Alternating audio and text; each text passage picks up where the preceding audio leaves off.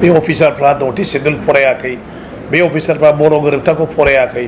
बे अफिसारफ्रा दाबो बड'लेण्डनि गोहोफोरनि सोमोन्दै मोनथिया बे समाव नोंथांमोननो हरनि समब्लाबो आं मोनसे रादाबखौ फोसावनो सानदों इमारजेन्सि रनजित बसुमतारी अर्थात फेरेंगा नङा होमबा बिटिआरनि इएम रनजित बसुमतारी बिथाङा गोबां बाथ्रा बुंदों माखासे बिटिआर ओनसोलखौ लानानै दा आं नोंथांमोननो मा फोरमायनो जेनेबा इमारजेन्सि हिसाबै आं मोनसे जायगायाव दंफैयो कार्बि आंलं अर्थात कार्बि आंलं जिल्लायाव दंफैयो बेखौ लानानै आं नोंथांमोनजों जेबो निउस बा भिडिअनि सोमोन्दै जेबो फोसावनो सानाखैमोन अर्थात आं दायो कार्बि आंलंआव दंफैयो हिसाबै आं इमारजेन्सि माने इएम रनजित बसुमतारी मोनसे समाव बिथाङा एनडिबि आफादनिफ्रायनो दिनै इएम जाफैनाय बिटिआरनि सासे इएम जाफैदों बे हिसाबै आं दिनै बुंनो बायद' जाना फैदों बा इमारजेन्सि बे भिडिअखौ लाबोनो गोनां जादों दिनै बिथाङा सासे बिटिआरनि इएम जानानै नैबे भिडिअनि गेजेरजों मा फोरमायदों आं नोंथांमोनखौ जेबो बुंलिया जों जाबाय गेजेरनि मानसि अर्थात जों सासे इउटुबार हिसाबै जों सोरखौबा नारथ्रोनानै बुंनांगौ बेखौ आं सानाखै दिनै नोंथांमोना रायजो राजाफ्रा बिजिरनानै नाय हरनि समाव आं नोंथांमोननो मानि खारनाव भिडिअखौ लानानै फैदों बा मा हिसाबै आं दिनै बुंनो गोनां जादों आं दायो दंफैयो कार्बि आंलं जिल्लानि लांहिन तिनालियाव दासिमबो आङो जि जायगायाव थांनो टारगेट लाना फैदों बा जि गामियाव थांनो टारगेट लाना फैदों बिसिम आं मोनहैयाखै दा नोंथांमोना नैबे भिडिअखौ नायनायनि गेजेरजों बुजिनानै लादो बिटिआर ओनसोलनि इएम रनजित बसुमतारीया बबे एंगेलजों मा बाथ्रा बुंदों आरो जिथुनाखि फैबाय थानाय जिथुनाखि 2025 मायथाइनि इलेक्सनाव मा टारगेट लानानै बिथाङा बाथ्राखौ बुंदों नोंथांमोना निश्चय भिडिअखौ जोंसो नायबा बुजिगोन आरो लोगोसे आं बे बाथ्राखौबो मोनसे मिनि खुसियै बुंनो सानो जोंहा जोंनिनो इउटुबार्स अर्थात मोनसे समाव एनडिबि आफादाव गावनि जिउखौ दान होनानै एबा बाउसोमनानै बारसोमबोनाय सासे बिर जोहोलाव बर'नि अफि दैमारि नङा होमबा नोंथांमोना गोबाङानो मिथिखागौ एबा गोबाङानो नुखाबाय जानांगौ बे अफि दैमारिया फैबाय थानाय 2025 मायथाइनि मोनबायानो नङा होमबा बे सननि इलेक्सनाव बिथाङाबो सासे केन्डिडेट हिसाबै नुजाथिनो ओंखारदों नैबेखौ नोंथांमोना मा सानदों नोंथांमोना अफि दैमारि सारखौ देरहाहोनायनि प्लेनिंआव लादों ना अर्थात सोलिबाय थानाय जिथुनाखि सरकाराव रुलिं सरकाराव थाबाय थानाय एलपिपिएल गभर्नमेन्टनि जिथुनाखि इएम रनजित बसुमतारी बिथांखौ जय जुक्त खालामनो सानदों नोंथांमोना निश्चय भिडिअखौ फुल नायजोबनायनि गेजेराव अफि दैमारिजों सापर्ट होगोन ना बले इएम रनजित बसुमतारीजों सापर्ट होगोन नोंथांमोना जोबथानायाव कमेन्ट सेक्सनाव फोरमायहरबानो जाबाय जोंनि मानाव गेदेर चिफ प्रमद बर' बिथांनि बिथोन बायदियै थिखानाय सम बायदियै देवस्रि दादगारि आरो सान्थिपुर मोनथाम प्राइमारिनि आदिबासी कमिउनिटिनि गासैबो इन्टेलेक्सुयेलफोरखौ लानानै नैबे देवस्रियावहाय मोनसे खोब साक्सेसफुल मिटिं जादोंमोन जाय मिटिंनि गेजेरजों देवस्रि ओनसोल दादगारि ओनसोल आरो जोंनि सान्थिपुर ओनसोलनि आदिबासीफोरनि समस्या हानि समस्या आरो गुबुन गुबुन समस्याफोरखौ जोङो गुवारैनो सावरायनो हायो आरो बे समस्याफोरखौ मिथिनानै जोङो सरकारनिफ्राय माबोरै मावलांनांगौ माबोरै मानांगौ बेखौ बिथांमोना साजेसन जोंनो होदों बिथांमोननि साजेसनखौ जोङो गोसो गोरबोजों गोबानानै लादों आरो बिथांमोननि साजेसन बायदि बिथांमोननि समस्याखौ समाधान खालामनो थाखाय जों जेब्लायबो रेडि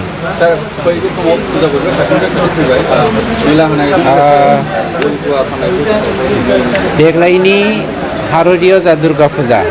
बे हार'दिय दुर्गा फुजानि साफ्रोमबो जोंनि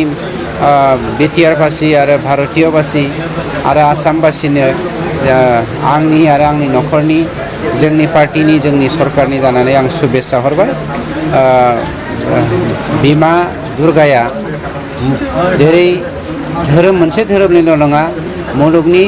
गासैबो मानसिफोरखौनो सान्थि लाबोना फैदों बिसेसके जोंनि बिटिसि ओनसोलाव थानाय गासैबो जाथि जनगोष्ठीनि गेजेराव खौसेथि अनलायनाय लाबोना होफैदों बेखौनो आं गोसो गोरबोजों खावलायो बा आर'ज खालामो।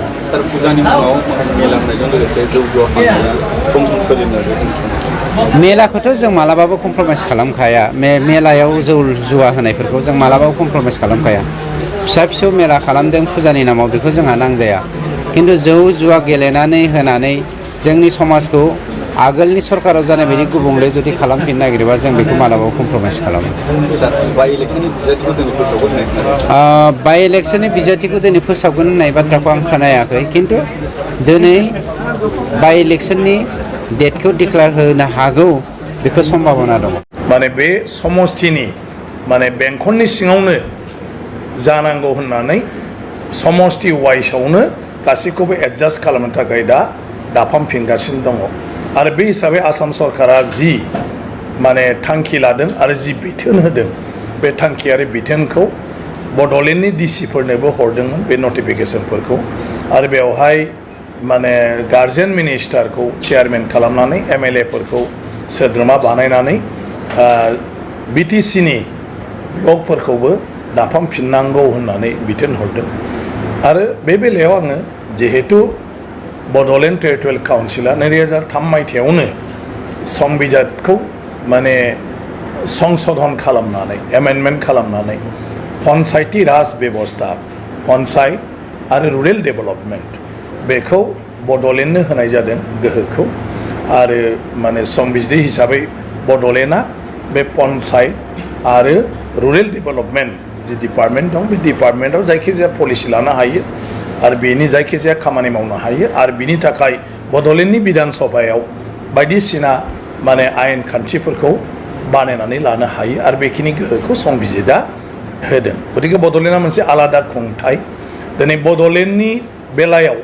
आसाम सरकारनि खुनु माने आयेना बेवहाय माने मा होनो कभार जाया माने बड'लेण्डआ बेखौ बाहायनोबो हायो आरो नङाबा बड'लेण्डआ गाव आलदायैबो आयेनखौ दानानै लानो हायो आरो बड'लेण्डआ एडप्ट खालामनो हायो माने जोंहा आयेन गैथ'वा ओंखायनो आसाम सरकाराव दा जि आयेन दंथ'यो बे आयेनखौनो जोङो बड'लेण्डआव नाजावनानै बेवहाय बे अफिसारनि दारै जों बेफोरखौ मावनाय जागोन होननानै बड'लेण्डआ गाव बे आयेनखौ एडप्ट खालामनो हायो नाथाय मावनांगौनि जि गोहो बे गोहोआ बड'लेण्ड सरकारनिनो ओंखायनो बेखौ आं सोद्रोमा नालाय आंखौ डिसिआ मिटिङाव लेंहरदोंमोनखाय बे बोरै जानो होननायाव डिसिआ आंनो माने खेंफोरथिखौ होनो हायाखै ओंखायनो आंनो स्टेट गभर्नमेन्टनि माने कमिटि बा मा नटिफिकेसन दं हर होननायाव बिथाङा बेखौ हरबाय आरो स्टेट गभर्नमेन्टआ बेखौ दाना हरदोंमोनखाय आङो मानाव गेदेर जिहेतु बे डिपार्टमेन्टआ मावनाय डिसिसन गतिके बिनि सानै अथरिटिनो आं जनायनांगौ बे जाबाय नियम आरो मोनसेया जाहैबाय आं स्पिकार ओंखायनो आं स्पिकार हिसाबै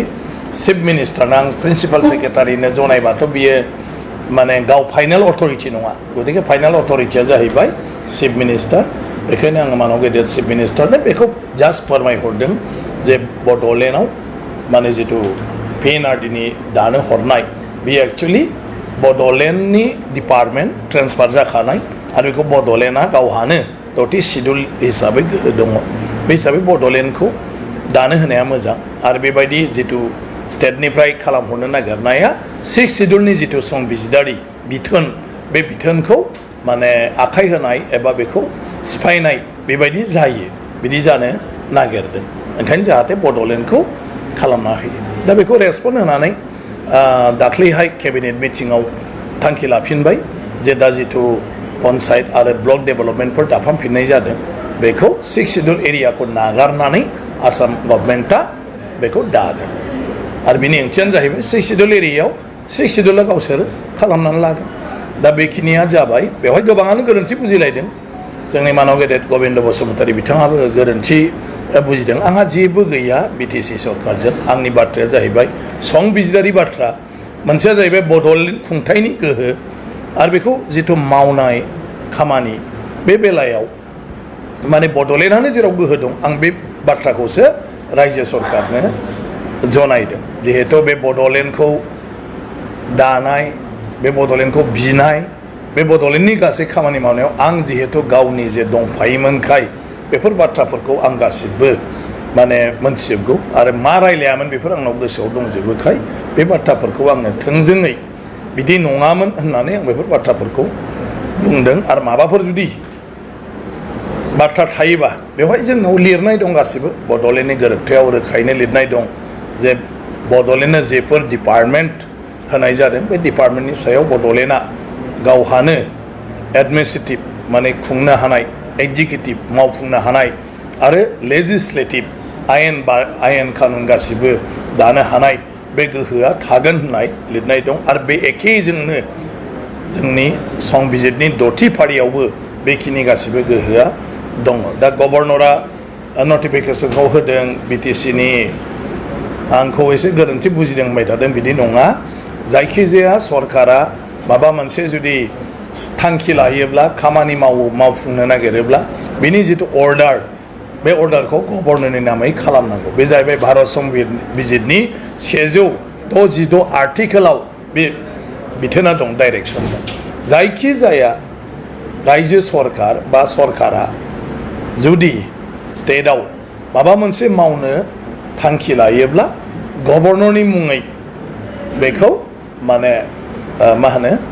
खामानिखौ मावनांगौ आरो ओंखायनो नटिफिकेसनफोर होयोब्ला बेवहाय गभर्नरनि खोथाखौ रायखांनांगौ जायो सरकारनि जायगायाव जे गभर्नरा माने गोजोननायजों रायजोनि सार्थनि थाखाय नैबे बायदि खामानि मावनो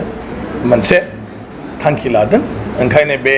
थांखि मथे ओरै खालामनाय जासिगोन दा बे जाबाय नटिफिकेसन होनायनि नियम दा बेल'सो मिसआन्डारस्टेन्डिंआ बिथाङा जेखौ सानदों बियो गभर्नरा बिटिसिनि प्रप'जाल मोननानै होनाय अर्डार नङा स्टेट गभर्नमेन्टआसो गभर्नरनि दहाय लानानै स्टेट गभर्नमेन्टनि केबिनेटआव लानाय